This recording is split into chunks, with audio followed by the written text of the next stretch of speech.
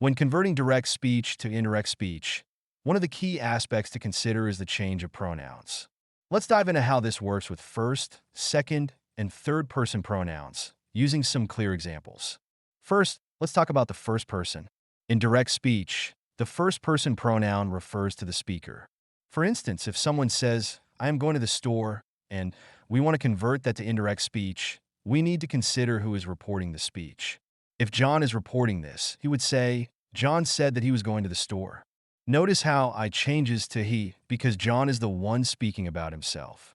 Now, let's move on to the second person. This pronoun refers to the person being addressed.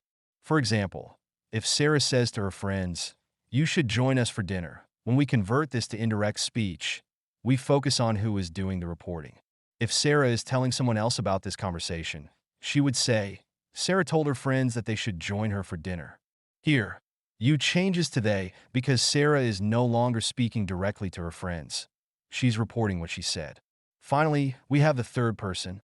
This pronoun refers to someone who is neither the speaker nor the listener. The beauty of third-person pronouns is that they don't change when converting from direct to indirect speech. For example, if Mark says, "She loves to read," when we convert this to indirect speech, it remains quite straightforward. We would say, "Mark said that she loves to read." The pronoun she stays the same because it refers to someone outside of the conversation. Let's summarize this with a quick recap.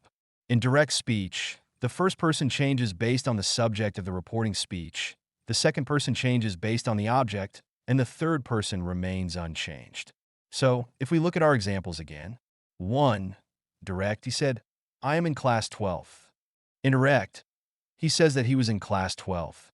2. Direct, she says to them, "You have done your work." Indirect, she tells them that they have done their work.